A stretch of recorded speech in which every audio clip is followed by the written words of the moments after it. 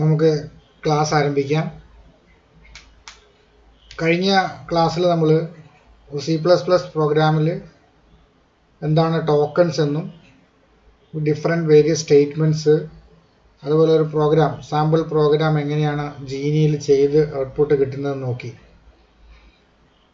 ഇന്ന് നമ്മൾ നോക്കാൻ പോകുന്നത് ആ ചാപ്റ്ററിലെ ബാക്കി ഭാഗമായ കൺട്രോൾ സ്റ്റേറ്റ്മെൻറ്റ്സിനെ കുറിച്ചാണ്.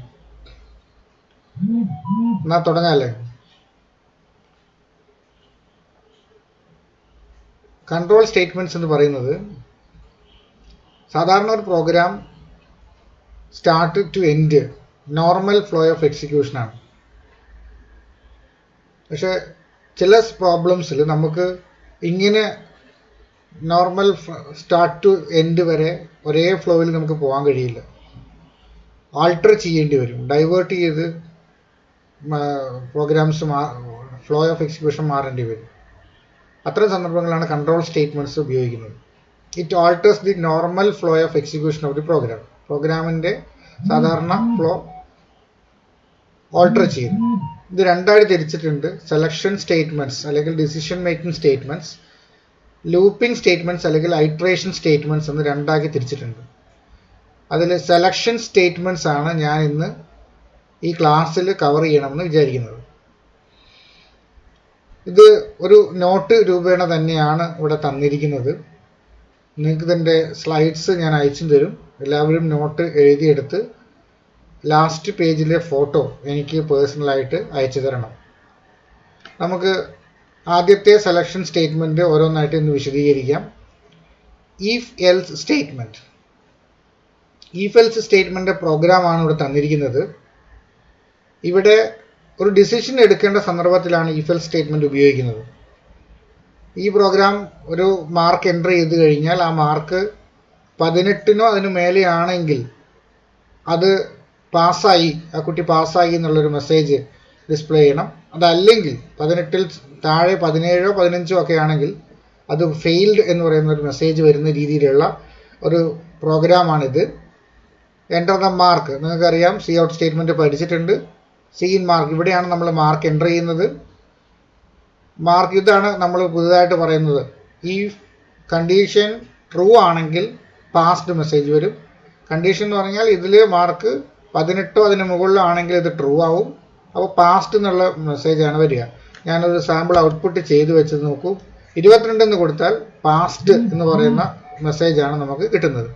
ഈ പ്രോഗ്രാം ഒക്കെ ഈ വീഡിയോ ലെസൻ്റെ ലാസ്റ്റ് ഭാഗത്ത് ഞാൻ ജീനിയിൽ ചെയ്ത് കാണിക്കുന്നുണ്ട്.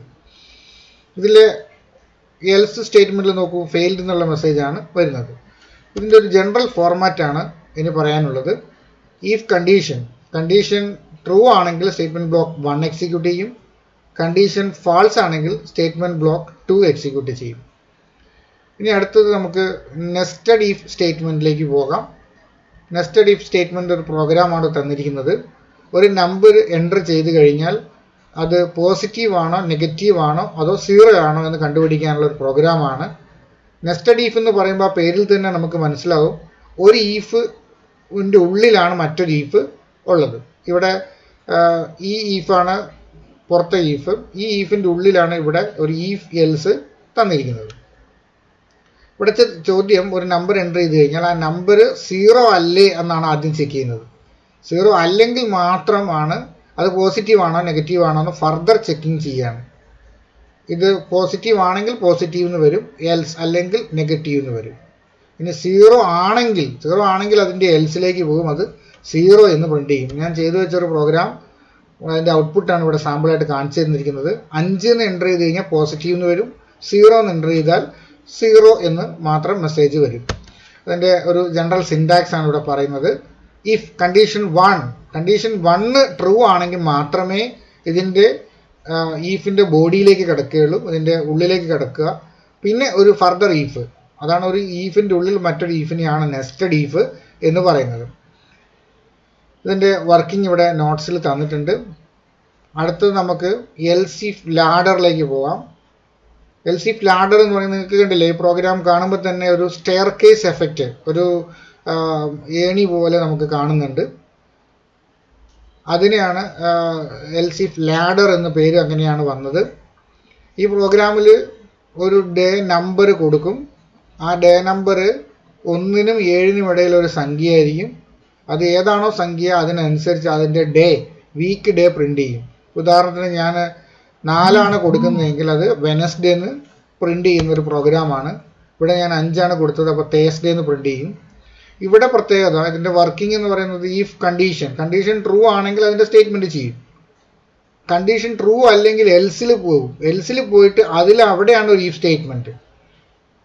ഈ സ്റ്റേറ്റ്മെൻറ്റ് ട്രൂ ആണെങ്കിൽ ഇത് ചെയ്യും, ട്രൂ അല്ലെങ്കിൽ അതിൻ്റെ എൽസിലേക്ക് പോകും. ഇങ്ങനെ ഒരു സ്റ്റെയർ കേസ് പോലെ ഒരു ഈഫിൻ്റെ എൽസിൽ മറ്റൊരു ഈഫ് വരുന്നു, ആ ഈഫിൻ്റെ എൽസിൽ മറ്റൊരു ഈഫ് വരുന്നു. ഈ രീതിയിൽ സ്റ്റെയർ കേസ് ആയിട്ട് പോയി എത്ര കണ്ടീഷൻസ് വേണമെങ്കിലും നമുക്ക് കൊടുക്കാം. അവസാനം ഒരു എൽസ് ഉണ്ട്. ഈ 1-നും 7-നും ഇടയിൽ അല്ലാത്തൊരു സംഖ്യയാണെങ്കിൽ ഇൻവാലിഡ് നമ്പർ എന്ന് പ്രിന്റ് ചെയ്യണം എന്ന് പറഞ്ഞിട്ടുള്ളതാണ് ഈ പ്രോഗ്രാം ചെയ്യുന്നത്. ഇതിൻ്റെ സിൻടാക്സിലേക്ക് പോകുമ്പോൾ if expression 1 statement block 1, if expression 2 statement block 2, ഇങ്ങനെ എത്ര വേണമെങ്കിലും കണ്ടീഷൻ എഴുതാം. അവസാനം എൽസ് കണ്ടീഷൻ. ഇതിലൊന്നും ഇല്ലാത്തതാണ് വരുന്നതെങ്കിൽ അത് സ്റ്റേറ്റ്മെൻറ്റ് ബ്ലോക്ക് n, അവസാനം ഒരു മെസ്സേജ് ഇൻവാലിഡ് നമ്പറിനോ അതുപോലെയുള്ള ഏതെങ്കിലും ഒരു മെസ്സേജ് നമുക്ക് ചെയ്യാം. ഈ എൽസ് ഇഫ് ലാഡറിൻ്റെ പ്രവർത്തനം പോലെ തന്നെ വരുന്നതാണ് അടുത്ത് നമ്മൾ പഠിക്കാൻ പോകുന്നത് സ്വിച്ച് സ്റ്റേറ്റ്മെൻറ്റ്. ഇതിന് മൾട്ടി ബ്രാഞ്ചിങ് സെലക്ഷൻ സ്റ്റേറ്റ്മെൻറ്റ് എന്നും പേരുണ്ട്. ഇവിടെയും ഇതേ പ്രോബ്ലം തന്നെയാണ് ഞാൻ ഉപയോഗിച്ചത്. അതിൽ സ്വിച്ചിൽ ഡേ എന്ന് പറയുന്നത് ഒരു ഇൻറ്റീജർ എക്സ്പ്രഷനാണ്, അല്ലെങ്കിൽ ഇൻറ്റീജർ വേരിയബിൾ ആണ്. ആ വേരിയബിളിലേക്ക് വരുന്ന സംഖ്യ 1-നും 7-നും ഇടയിലാണെങ്കിൽ ഇതിൽ കേസ് മാച്ച് ചെയ്തിരുന്ന ഏത് കേസിലേക്കും, ഇപ്പോൾ 5 വരുന്നതെങ്കിൽ 5-ൻ്റെ കേസിലേക്ക് മാത്രം വന്നിട്ട് ആ തേഴ്സ്ഡേ എന്ന് മാത്രം എക്സിക്യൂട്ട് ചെയ്യും, ബ്രേക്ക് ചെയ്യുമ്പോൾ ഈ ഇതിന് കഴിഞ്ഞിട്ട് വരുന്ന ഈ സ്വിച്ചിൻ്റെ ഇതിൻ്റെ ശേഷമുള്ള ഒരു ബ്രേസിലാണ് ഇത് വന്ന് അവസാനിക്കുന്നത്. ഇവിടെ ഒരു ബ്രേസും കൂടി വേണം.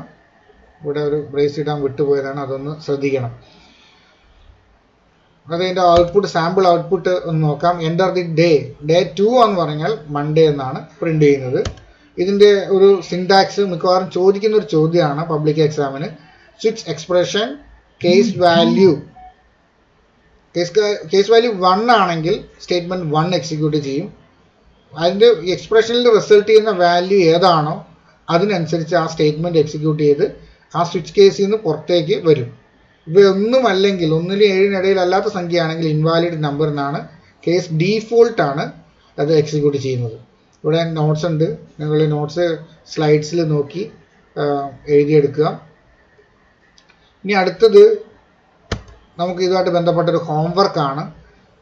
Right a C++ program to convert digits 0 to 9 വരെയുള്ള ഡിജിറ്റ്സ് എൻ്റർ ചെയ്ത് കഴിഞ്ഞാൽ അതിൻ്റെ വേർഡ്സ് പ്രിൻ്റ് ചെയ്യുന്ന ഒരു പ്രോഗ്രാം സ്വിച്ച് കേസ് സ്റ്റേറ്റ്മെൻറ്റ് ഉപയോഗിച്ച് ചെയ്യണം. രണ്ടാമത്തെ പ്രോബ്ലം ഒരു ഇൻറ്റീജർ അക്സെപ്റ്റ് ചെയ്തിട്ട് അത് ഓഡാണോ ഈവൻ ആണോ എന്ന് കണ്ടെത്തേണ്ട ഒരു പ്രോഗ്രാമാണ്. അത് ഈഫ് എൽസ് ഉപയോഗിച്ചിട്ടാണ് ചെയ്യേണ്ടത്. അടുത്തത് 3 നമ്പറിൽ ബിഗ്ഗസ്റ്റ് ഓഫ് 3 നമ്പേഴ്സ്, 3 നമ്പറിൽ ഏറ്റവും വലുത് ഏത് എന്ന് കണ്ടുപിടിക്കുന്ന ഒരു പ്രോഗ്രാമാണ്. നമുക്ക് ആദ്യം ജീനിയിൽ നമ്മൾ ആദ്യം ചെയ്ത ഈഫ് എൽസ് സ്റ്റേറ്റ്മെൻറ്റിൻ്റെ ഒരു പ്രോഗ്രാം റൺ ചെയ്ത് നോക്കാം. കമ്പൈൽ ചെയ്തു, സക്സസ്ഫുള്ളി വന്നു, ബിൽഡ് ചെയ്തു, എക്സിക്യൂട്ട് ചെയ്തു. ഇവിടെ മാർക്ക് ഞാൻ എൻ്റർ ചെയ്യുന്നത് 18 എൻ്റർ ചെയ്യുന്നതെങ്കിൽ എന്താണ് സംഭവിക്കുന്നത് നോക്കാം. പാസ്ഡ് എന്ന് വന്നു, കാരണം mark greater than or equal to 18 ഉണ്ട്, അതുകൊണ്ട് അത് പാസ്സെന്ന് വന്നു. ഇനി ഞാൻ അടുത്തൊരു സംഖ്യ കൂടി ഒന്ന് ടെസ്റ്റ് ചെയ്ത് നോക്കാം. 15 എൻ്റർ ചെയ്ത് കഴിഞ്ഞാൽ നമുക്ക് ഫെയിൽഡ് എന്ന് മെസ്സേജ് വന്നു, നിങ്ങൾക്ക് കാണാം. അതേപോലെ അടുത്ത ഒരു പ്രോഗ്രാം, രണ്ടാമത് നെസ്റ്റഡ് ഈഫിൽ നമ്മൾ പഠിച്ച ഒരു പ്രോഗ്രാമാണ്. ഇതിൽ ഒരു സംഖ്യ എൻ്റർ ചെയ്ത് കഴിഞ്ഞാൽ കമ്പൈൽ ചെയ്യുന്നു, ബിൽഡ് ചെയ്യുന്നു. ഒരു സംഖ്യ എൻ്റർ ചെയ്ത് കഴിഞ്ഞാൽ അത് പോസിറ്റീവ് ആണോ നെഗറ്റീവ് ആണോ. അപ്പോൾ ഉദാഹരണത്തിന് 6 സംഖ്യ എൻ്റർ ചെയ്തു, എൻ്റർ അടിക്കുന്നു, പോസിറ്റീവ് എന്ന് വന്നു. നമുക്ക് ഒന്നുകൂടി പ്രവർത്തിപ്പിച്ച് നോക്കാം. 0 എൻ്റർ ചെയ്യുന്നു, 0 എന്ന് വന്നു, നിങ്ങൾ കണ്ടിട്ടുണ്ടാവും. അതുപോലെ തന്നെ ഒന്നുകൂടി ഞാൻ മൈനസ് വാല്യൂ എൻ്റർ ചെയ്ത് നോക്കാം. -4 എന്ന് എൻ്റർ ചെയ്തു, നെഗറ്റീവ് എന്ന് പറയുന്നത് നിങ്ങൾ കാണുന്നുണ്ടാവും. അതേപോലെ തന്നെ നമുക്ക് അടുത്ത ലാഡർ, നമ്മൾ ചെയ്ത ഒരു ലാഡറിൻ്റെ ഒരു പ്രോഗ്രാമാണ്. ഒരു സംഖ്യ എൻ്റർ ചെയ്താൽ 1-നും 7-നും ഇടയ്ക്ക് ഒരു സംഖ്യ എൻ്റർ ചെയ്ത് കഴിഞ്ഞാൽ നമുക്കവ ഏത് ഡേ ആണെന്ന് പറയുന്ന ഒരു പ്രോഗ്രാമാണ്. നമുക്കൊന്ന് എക്സിക്യൂട്ട് ചെയ്യാം. 6 എൻ്റർ ചെയ്ത് കഴിഞ്ഞാൽ ഫ്രൈഡേ എന്ന് വന്നു കഴിഞ്ഞു. അപ്പോൾ ഇതേ പ്രോബ്ലം തന്നെ ഞാൻ സ്വിച്ച് കേസിൽ ചെയ്താൽ എങ്ങനെയാണ്? ഇത് ചെയ്തു വെച്ച പ്രോഗ്രാംസ് ആണ്. ഇത് ഒന്ന് റൺ ചെയ്ത് നോക്കാം. കമ്പയർ ചെയ്തു, ബിൽഡ് ചെയ്തു, എക്സിക്യൂട്ട് ചെയ്തു. ഇവിടെ ഞാൻ 4 കൊടുത്തു. ഇപ്പോൾ വെനസ്ഡേ എന്ന് പ്രിൻ്റ് ചെയ്ത് നിങ്ങൾ കാണുന്നുണ്ടാവും. ഇതേപോലെ പ്രോഗ്രാംസ് നമുക്ക് ജീനിയിലും ചെയ്തു നോക്കി ഉറപ്പുവരുത്തണം. കാരണം പ്രാക്ടിക്കലിന് വരുന്ന ചോദ്യങ്ങൾ ഇവയിലുണ്ട്. എല്ലാവരും നോട്ടുകൾ എഴുതിയെടുത്ത് എനിക്ക് ഉടനെ തന്നെ നോട്ടിൻ്റെ ഫോട്ടോ അയച്ചു തരിക. ഇനി അടുത്ത ഒരു ക്ലാസ് വരേക്കും നമസ്കാരം. ബൈ.